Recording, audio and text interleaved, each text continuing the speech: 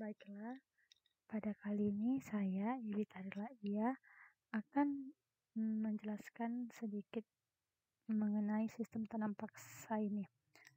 Sistem tanam paksa ini merupakan salah satu kebijakan dari salah satu gubernur jenderal Hindia Belanda yang kita ketahui sangat memberikan penderitaan bagi rakyat pribumi, terkhususnya para petani. Johannes van den Bos ini merupakan gubernur jenderal Hindia Belanda yang mempelopori sistem tanam paksa yang sangat banyak memberikan penderitaan bagi rakyat pada saat itu. Apa sih Van den Bos ini? Van den Bos ini merupakan keturunan orang Belanda yang dalam karirnya pertama kali itu tiba di Jawa pada tahun 1797. Nah, sebelum dia menjadi jenderal Hindia Belanda, dia itu sempat menjadi seorang penasehat Raja Willem pertama. Dan pada tahun 1810, Van den Bos ini dipulangkan oleh pemerintahan Hindia Belanda ke Belanda karena pada saat itu dia dan Denles mengalami sedikit perbedaan pendapat, sehingga para pemerintahan Belanda itu memutuskan untuk memulangkannya ke Belanda. Nah, untuk karirnya di Hindia Belanda itu diawali pada tahun 1830 sampai 1834. Dan dia menjadi gubernur jenderal Hindia Belanda yang ke-43. Nah, beliau ini merupakan seorang ahli perkebunan dan sangat berpengalaman di bidangnya, sehingga para pemerintahan Belanda itu menugaskan beliau untuk mengelola atau membudidayakan komoditi rempah-rempah yang ada di tanah Jawa, karena pada saat itu rempah-rempah sangat mahal ya, dan hal tersebut juga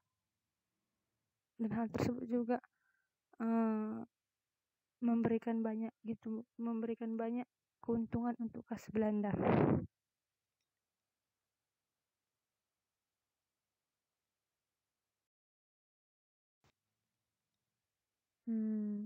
Untuk pembahasan selanjutnya yaitu latar belakang kebijakan tanam paksa. Apa sih yang melatar belakangi munculnya sistem tanam paksa ini? Alasan pertama itu merupakan kas Belanda menipis.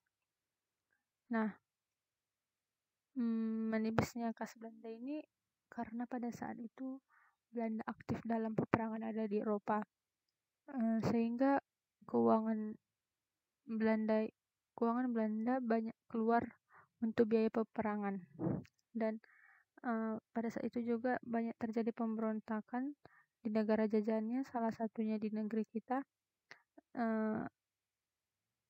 sehingga keuangan Belanda pun juga banyak tergerus untuk biaya peperangan yang ada di Hindia Belanda. Pemberontakan tersebut yang paling banyak mengerus tenaga para tentara Belanda yaitu perlawanan rakyat Diponegoro dan Perang Padri. Untuk alasan yang kedua itu kegagalan Gubernur Jenderal Hindia Belanda sebelum Van den Bos, yaitu Van der Capellen. Nah, pada saat itu pemerintahan Belanda menugaskan beliau untuk mengatasi krisis keuangan tersebut. Namun dia mengalami kegagalan, sehingga pemerintahan Hindia Belanda menariknya kembali ke Belanda dan mengirimkan Van den Bos ke Jawa. Nah, yang ketiga itu asumsi bos asumsi dari Gubernur Jenderal Hindia Belanda pengganti Van der Capellen ini, yaitu dia beranggapan bahwa desa-desa mempunyai hutang sewa tanah pada pemerintahan Belanda, sehingga para rakyat di desa-desa itu harus membayar hutang tersebut dengan cara mengikuti sistem tanam paksa tersebut. Nah, selanjutnya itu ketentuan-ketentuan sistem tanam paksa. Ada beberapa ketentuan-ketentuan yang dibuat bos pada saat sistem tanam paksa ini.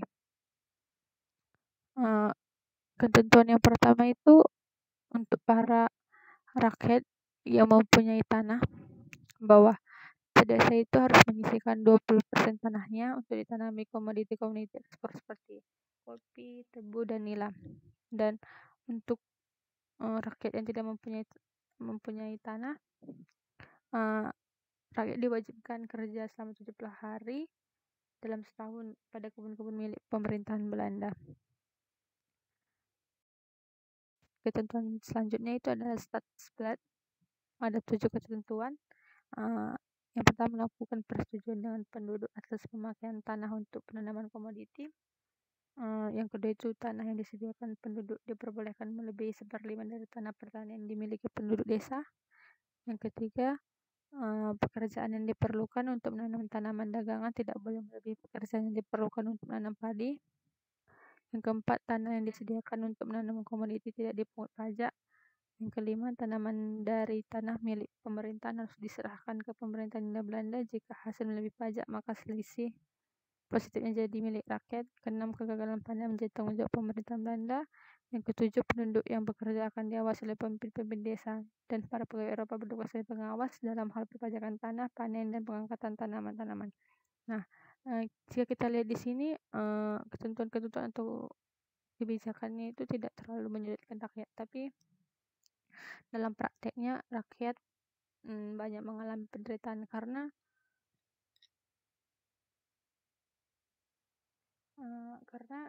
bisa dibilang sistem tanam paksa ini lebih kejam dari monopoli yang dilakukan oleh VOC, karena rakyat dalam prakteknya itu harus menanam komoditi tertentu dan menjualnya ke pemerintahan dengan harga yang telah ditentukan. Dan para pekerja yang tidak mempunyai lahan akan bekerja secara penuh dalam setahun.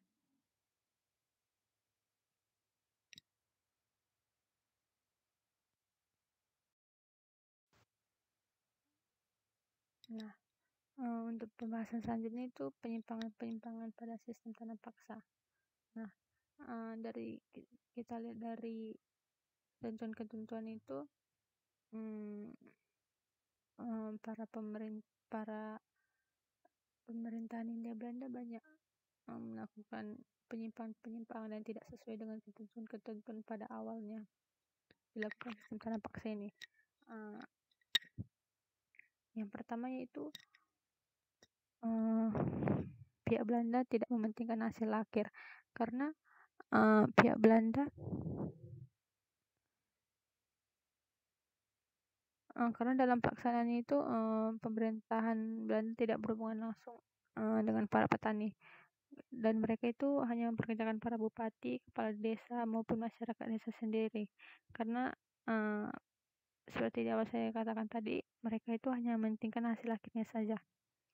Nah, yang kedua itu pemerintahan pusat mempekerjakan 90 kontrolir atau pejabat Belanda yang bertugas untuk meningkatkan hasil produksinya.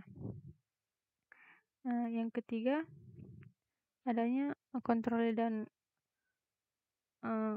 tur persen yang seperti saya katakan sebelumnya itu memunculkan penyimpangan-penyimpangan lain gitu, seperti pengawas berlomba-lomba menyetor hasil produksi sebanyak-banyaknya dan memeras rakyat. Bupati dan kepala desa juga menjadi kaki tangan para pejabat kolonial yang seenak jidatnya menentukan luas lahan hingga harga hasil produksi yang harus dibayar penduduk. Nah, selain itu para petani juga dibuat kewalahan, karena petani bukan hanya bertugas untuk menanam dan memberikan hasil komoditinya, melainkan petani juga sebagai distributor distributor yang membawa hasil komoditi tersebut ke gudang-gudang. Nah, untuk pembahasan selanjutnya itu dampak sistem tanam paksa ini bagi Indonesia. Dampaknya ini ada negatif dan ada positifnya. Untuk yang negatifnya itu terjadinya kelaparan. Nah, kasus kelaparan ini dikarenakan pada saat itu tanaman padi semakin berkurang, dan kasus yang bisa kita temukan itu pada tahun 1843 terjadinya kelaparan di Cirebon, Jawa Barat, dan kasus yang kedua itu pada tahun 1850 terjadi juga kelaparan di Jawa Tengah. Nah, untuk dampak positifnya itu masuknya ekonomi uang di pedesaan dan adanya pembangunan jalan dan datangnya para investor ataupun perusahaan-perusahaan luar yang membantu Indonesia dalam modernisasi. Dan untuk dampak negatif yang selanjutnya itu banyaknya koruptor dan kerja rodi. Nah, koruptor ini dikarenakan adanya sistem kultur persen yang pada saat itu membuat para kontrolir itu berlomba-lomba untuk meningkatkan hasil produksi sehingga banyak rakyat-rakyat diperas dan banyak rakyat yang diperlakukan seenaknya dan dipaksa untuk terus bekerja.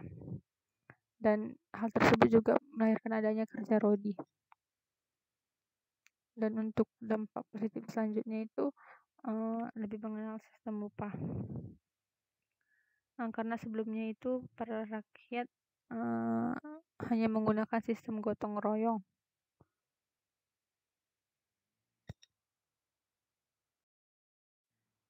Dampak bagi Belanda itu di sini saya buat hanya 2, yaitu dampak positifnya.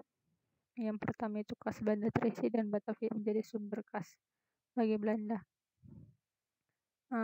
Karena pada tahun kas Belanda ini terisi itu karena pada tahun 1871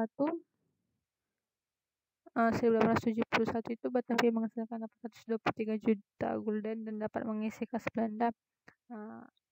Kas Belanda ini tentunya dari komoditi-komoditi yang diambil dari rakyat yang lalu dijual ke Eropa dengan harga-harga yang mahal, dan sekaligus membuat Batavia menjadi sumber kas